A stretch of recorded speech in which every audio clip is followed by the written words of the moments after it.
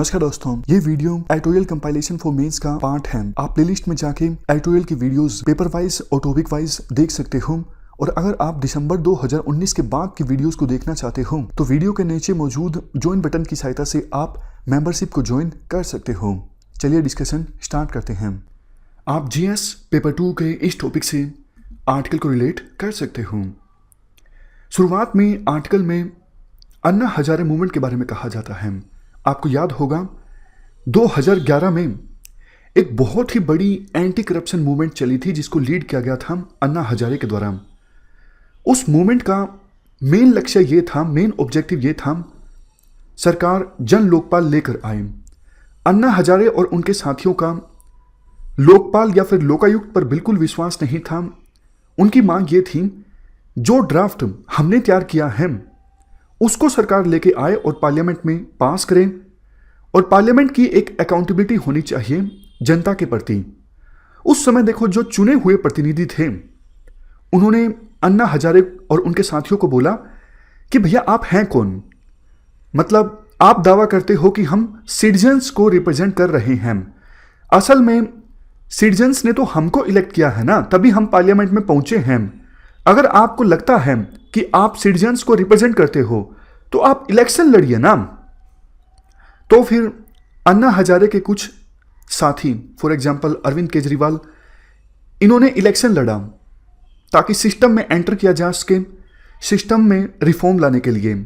और जैसे ही आम आदमी पार्टी बनाई गई अरविंद केजरीवाल और उनके साथियों के द्वारा, कुछ समय बाद वो आम आदमी पार्टी क्योंकि सिस्टम में एंटर कर चुकी थी, सिस्टम के रूल्स के हिसाब से चलने लगी। और धीरे धीरे जो बातें पहले बोली जाती थी एंटी करप्शन मूवमेंट में, वो बातें इग्नोर हो गई क्योंकि अब आम आदमी पार्टी को सिस्टम के रूल्स के हिसाब से चलना था। तो राइटर के कहने का मतलब ये है इस पूरी स्टोरी से कि कहीं ना कहीं कमी जो है वो सिस्टम में ही है। काफ़ी बार हमारे देश में ये मांग उठ जाती है कि हमने पार्लियामेंट्री सिस्टम को अडॉप्ट किया है, शायद हमारे देश में प्रेसिडेंशियल सिस्टम ज़्यादा बेहतर रहता। देखो, प्रेसिडेंशियल सिस्टम कोई फुल प्रूफ नहीं है। आप यूएसए का एग्जांपल लीजिए। यूएसए में प्रेसिडेंशियल सिस्टम है, लेकिन वहां पे कांग्रेस और सीनेट कितनी ज़्यादा डिवाइडेड है आप देख सकते हो। इसकी वजह से वहां पे हेल्थ केयर सिस्टम में जो कमियां हैं उनको रिमूव नहीं किया जा सका है। इसके साथ साथ कोविड-19 के मुद्दे पर भी अभी फिलहाल यूएसए की पॉलिटिक्स काफ़ी ज़्यादा डिवाइडेड है और सरकार जो करना चाहती है, जो कानून बनाना चाहती है, वो कानून सरकार नहीं बना पाई है। तो ये सारे पॉइंट देकर राइटर बोलने की कोशिश करते हैं कि प्रेसिडेंशियल सिस्टम आने से समस्याएं दूर हो जाएंगी, ऐसा नहीं है। इसके बाद राइटर के द्वारा कहा जाता है, देखो दुनिया भर की इलेक्टोरल डेमोक्रेसीज एक बड़ी समस्या से जूझ रही हैं, वो है funding of political parties and elections. देखो, इलेक्शंस जीतने के लिए पैसों की आवश्यकता होती है। क्यों? क्योंकि डेमोक्रेसी में कम्युनिकेशन काफ़ी ज़्यादा इंपॉर्टेंट है। अगर देखो पॉलिटिकल पार्टीज अपना एजेंडा ही वोटर्स तक नहीं पहुंचा पाएंगी तो कैसे वोटर्स को पता लगेगा कि ये पॉलिटिकल पार्टी जीतने के बाद ऐसा काम करने वाली है? समझ गए? मतलब डेमोक्रेसी में कम्युनिकेशन की इंपॉर्टेंस काफ़ी ज़्यादा है और कम्युनिकेशन के लिए एडवर्टाइजमेंट्स की आवश्यकता होती है। बड़े बड़े न्यूज़पेपर्स में, न्यूज़ चैनल्स में जो एडवर्टाइजमेंट आती है, इसके लिए पैसों की आवश्यकता होती है। और वो बात अलग है, देखो पॉलिटिकल पार्टीज वोटर्स को सीधा सीधा भी ब्राइब देने की कोशिश करती हैं, लेकिन हम लेजिटिमेटली इलेक्शंस जीतने की बात कर रहे हैं। तो पैसों की आवश्यकता होती है, इसलिए विभिन्न पॉलिटिकल पार्टीज के बीच एक रेस स्टार्ट हो जाती है ज़्यादा से ज़्यादा पैसा जुटाने की। अब देखो, कोई कॉरपोरेट ग्रुप पैसा देगा कांग्रेस को या फिर बीजेपी को, कल को वो पार्टी सत्ता में आ जाती है तो वो कॉरपोरेट ग्रुप जिसने उस पॉलिटिकल पार्टी की हेल्प की थी इलेक्शंस को जीतने में, उस कॉरपोरेट ग्रुप की मदद करने की कोशिश करेगी, मतलब एहसान चुकाने की कोशिश करेगी। एक प्रकार से ये क्विड प्रो होगा, आपने हमारी मदद की पैसा देके इलेक्शन से पहले, अब हम आपकी मदद करेंगे। तो इससे जो गवर्नेंस है उस पर नेगेटिव इंपैक्ट पड़ता है। अब देखो, इसका एक सोल्यूशन ये हो सकता है कि वोटर्स को अलाउ ही ना किया जाए कि वो पॉलिटिकल पार्टीज को फंडिंग दें। लेकिन डेमोक्रेसी में देखो रोक लगाना संभव है नहीं। अब आपके व्यूज अगर कांग्रेस के पक्ष में हैं या फिर बीजेपी के पक्ष में हैं या फिर आम आदमी पार्टी के पक्ष में हैं, तो ये आपके पास अधिकार है, आप उस पॉलिटिकल पार्टी की मदद कर सको। नेक्स्ट पॉइंट है प्रोसेसेस एंड डेलिब्रेशंस से संबंधित। ये पॉइंट देखो काफी इंटरेस्टिंग है। देखो जब यूएसए के संविधान निर्माताओं ने संविधान बनाया था, तो एक डिबेट उस समय यह चली थी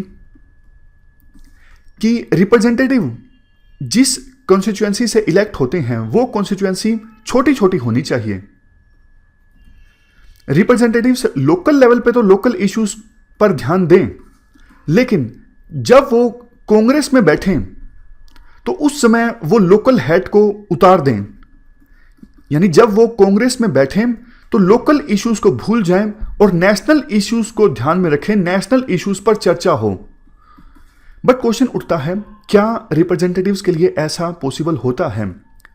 नहीं, क्योंकि देखो जिन वोटर्स ने उस रिप्रेजेंटेटिव को चुना है, जिन वोटर्स की वजह से वो रिप्रेजेंटेटिव कांग्रेस में पहुंचा है, उसको एक चीज ये पता है, अगर मैं वोटर्स की आवाज नहीं उठाऊंगा तो तो फिर वो वोटर्स कल को मुझे फिर से इलेक्ट नहीं करेंगे। मतलब मैं फिर से इलेक्शन नहीं जीत पाऊंगा अगर मैं वोटर्स की आवाज नहीं उठाऊंगा।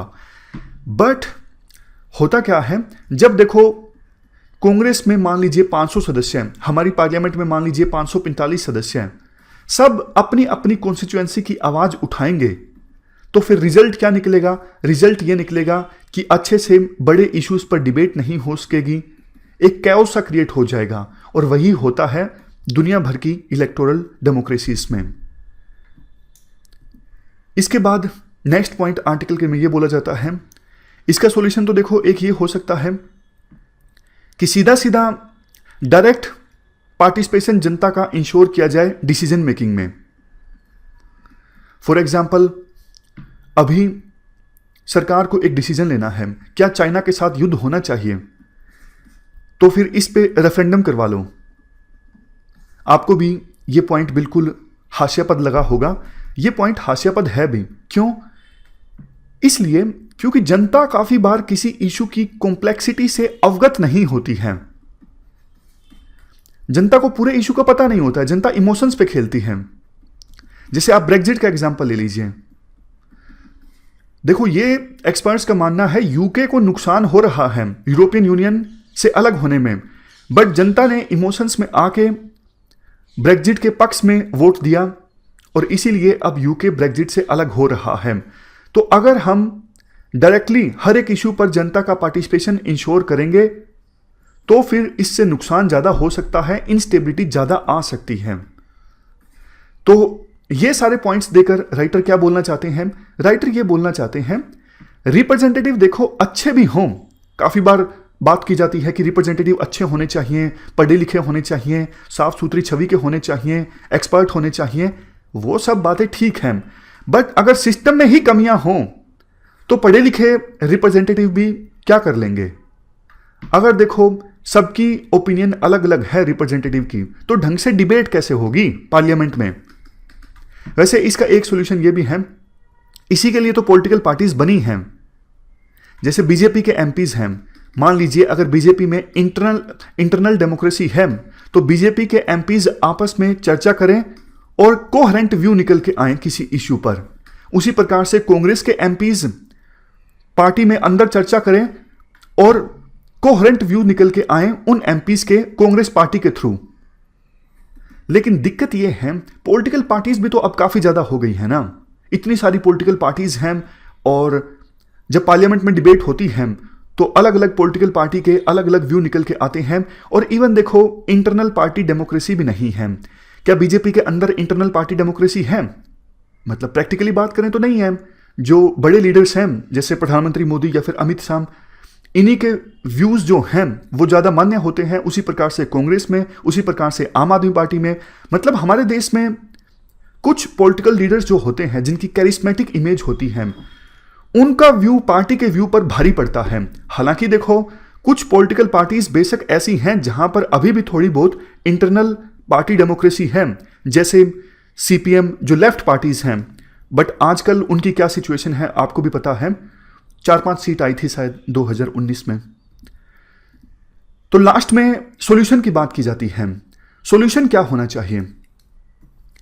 ये सारे पॉइंट्स देकर राइटर बोलते हैं लोकल जो गवर्नेंस है उसकी अहमियत से हम इंकार नहीं कर सकते। मतलब लोकल गवर्नेंस की इंपॉर्टेंस काफी ज्यादा है।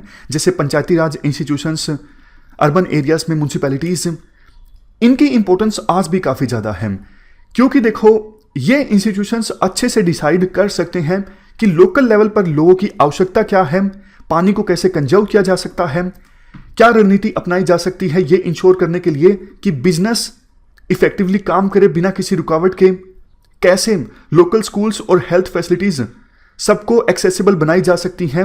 ये सारे फैसले लोकल गवर्नेंस के इंस्टीट्यूशंस ज्यादा अच्छे से ले सकते हैं एज कंपेरिजन टू सेंट्रली, यानी दिल्ली में बैठ के आप पूरे भारत के लिए डिसीजन लो। तो आवश्यकता यह है कि लोकल गवर्नेंस पे सरकार ज्यादा फोकस करे, ज्यादा इनको फंड्स एलोकेट करे। 3F की बात हमेशा की जाती है, फंड्स, फंक्शनरीज और तीसरा कौन सा? फंक्शंस। मतलब फंड्स अवेलेबल करवाओ, फंक्शनरीज को ट्रेन करो और इनको ज्यादा पावर दो, मतलब फंक्शंस दो।